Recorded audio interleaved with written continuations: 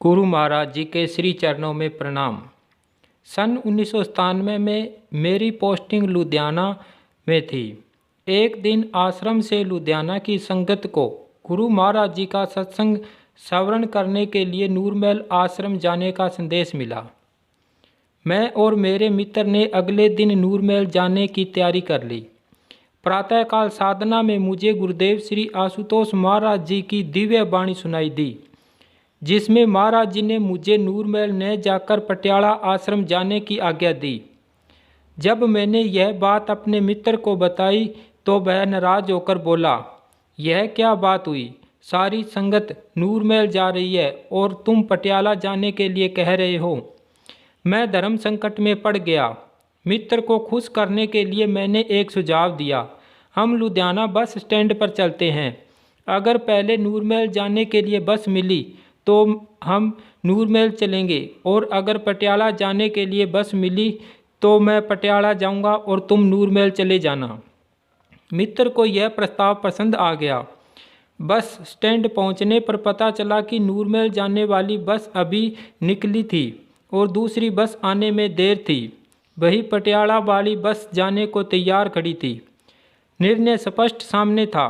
मैं पटियाला वाली बस में बैठ गया और मेरा मित्र नूरमहल जाने वाली बस की प्रतीक्षा करने लगा। जब मैं पटियाला आश्रम पहुंचा तो वहां दरवाजे पर ताला लगा था। यह देखकर मेरा मन उदास हो गया।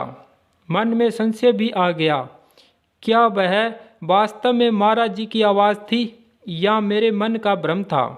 तभी एक गुरु भाई आते दिखाई दिए, जिनके हाथ में आश्रम के ताले की चाबी थी। मुझे देखते ही वे बोले, अरे भाई साहब, आप यहाँ कैसे? सारी संगत तो नूरमहल गई हुई है।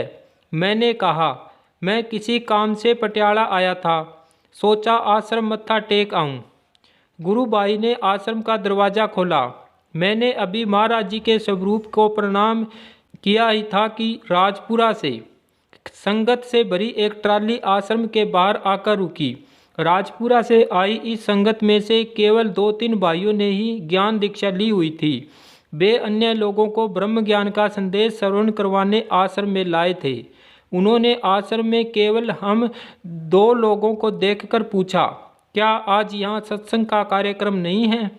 मैंने कहा, भैया ऐसी कोई बात नहीं, पहले आप लंगर प्रसाद ग्रहण करें, उसके पश्चात सत्संग विचार भी अवश्य करेंगे।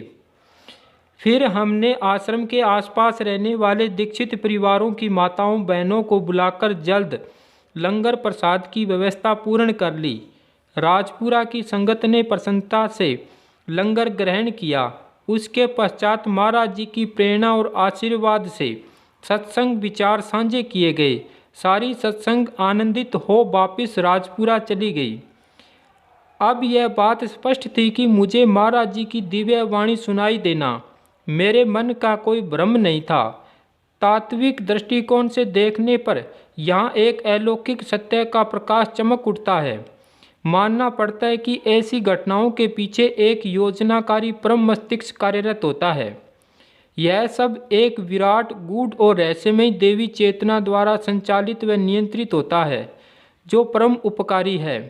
वही आध्यात्मिकता का केंद्र है। वह किसी भी मनुष्य की बुद्धि को यंत्र बनाकर कार्य कर सकती है। मुझे नूरमहल जाने से रोकना, पटियाले भेजना और राजपुरा से आई उन प्यासी आत्माओं को सत्संग विचारों द्वारा आत्म पोषण प्रदान करना, सबके पीछे महाराज जी की अंतर्यामी सर्वव्यापी चेतना ही कार्यरत थी। यह दिव्य अनुभूति है सुखदेव सिंह, जो कि सेवानिवृत्त इंस्पेक्टर हैं पंजाब पुलिस में। जय महाराज जी की, जय श्री राम।